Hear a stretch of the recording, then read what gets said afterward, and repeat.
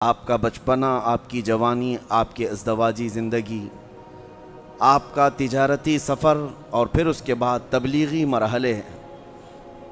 ہم یہاں پر عرض کیے ہیں سیرت کے یہ سارے گوشے۔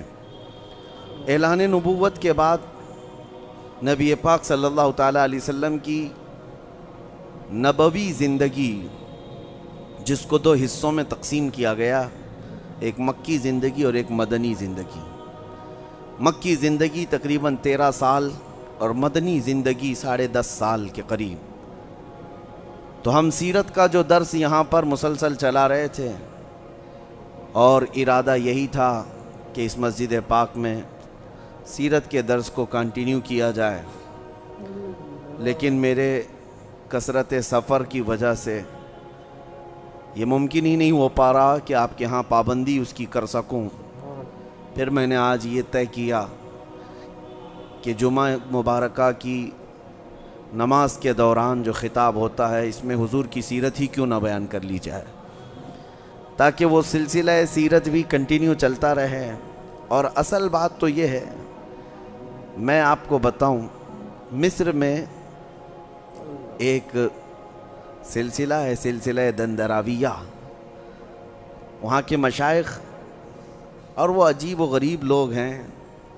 اس لیے عجیب و غریب نہیں کہہ رہا ہوں کہ وہ دیکھنے میں الگ لگتے ہوں، نہیں، ان کے افکار و نظریات اس زمانے میں بہت بڑے تعجب کی بات ہے کہ میں خود وہاں پر حاضر رہا۔ ان کے ہاں مسئلہ صرف یہ ہے کہ اس سلسلے کا کہ ان کے ہاں کوئی پیر نہیں سوائے رسول اللہ کے، وہ صرف اور صرف حضور پاک کی بات کرتے ہیں۔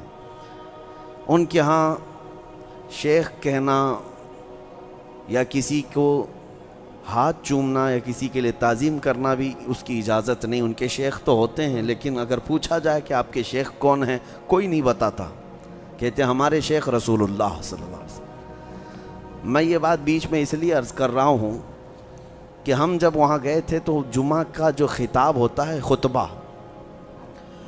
الحقیقت المحمدیہ، یعنی حضور صلی اللہ تعالیٰ علیہ وسلم کے نور کی حقیقت محمدیہ پر وہ خطیب خطاب کر رہے تھے۔ نابینا ہیں اور حضور کی حقیقت پر خطاب کر رہے تھے۔ اتنا بہترین خطاب تھا۔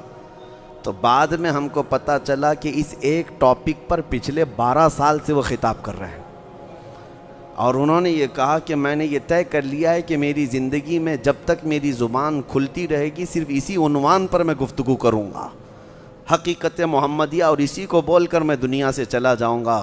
یہ باتیں میں اس لیے عرض کر رہا ہوں میرے عزیزو، حضور کی سیرت اور حضور کی اخلاق و کردار کو بیان کرنے کے لیے ایک بیان کافی نہیں ہے، بلکہ سب قلم ٹوٹ گئے، سب سیاہیاں خشک ہو گئیں، پھر بھی کہنے والوں نے یہ کہا، لیکن رضا نے ختم سخن اس پہ کر دیا، خالق کا بندہ خلق کا آقا کہوں تجھے، حیران ہوں میرے شاہ میں کیا کیا کہوں تجھے۔ حضور پاک صلی اللہ تعالیٰ علیہ وسلم کی سیرت لکھنے والوں نے پھر یہ بھی کہا، سب قلم ٹوٹ گئے لیکن تیرے اوصاف کا ایک باب بھی مکمل نہ ہو سکا۔ بہرحال ہم آج جمعہ مبارکہ میں حضور اکرم صلی اللہ تعالیٰ علیہ وسلم کے اس سلسلہ سیرت کو جو ہم نے شروع کیا تھا اس مسجد پاک میں، آگے بڑھاتے ہیں۔ ہجرت کا 5واں سال تھا حضور کی، یہیں تک میں نے بیان کیا تھا۔ ہر سال کی خصوصیات تھی۔ پہلا سال ہجرت کا کس طرح سے چلا، وہ تو ابھی اسٹیبلشمنٹ اور سیٹلمنٹ میں گزرا تھا، عقد مواخات ہوئی تھی، انصار اور مہاجرین کو بھائی بھائی بنایا گیا تھا، اور ابھی سیٹل ہو رہے تھے، لیکن اسی دوران چھوٹی چھوٹی جنگیں بھی ہو رہی تھیں۔ مکہ والے اپنے انتقامی بدلے کی آگ میں بھڑکے ہوئے، وہ کبھی مدینے پر چھوٹے چھوٹے حملے کرتے تھے، اور پھر دوسری ہجری آئی، دوسرا سال، تو پھر جنگ بدر واقع ہوئی، اور جنگ بدر میں بہت خطرناک انداز میں ان کو شکست ہوئی، شرمناک شکست ہوئی تھی مکہ کے کافروں کو۔ 70 کافر مارے گئے تھے، اس میں بڑے بڑے سردار، ابو جہل بھی مر گیا تھا، عتبہ شیبہ جیسے لوگ مر گئے تھے۔ اور بدر کے بعد پھر مکہ مکرمہ میں اسی بدر کی شکست کے غم میں ابو لہب بھی مر گیا تھا۔ تو بڑے بڑے گستاخ دنیا سے چلے گئے تھے، اور اس بدر کے بدلے کی آگ ان کے دلوں میں ایسی بھری ہوئی تھی کہ جس کی وجہ سے انہوں نے پھر دوبارہ مدینے پر چڑھائی کی۔ یہ تیسری ہجری تھی، تیسرا سال تھا احد کی جنگ واقع ہوئی.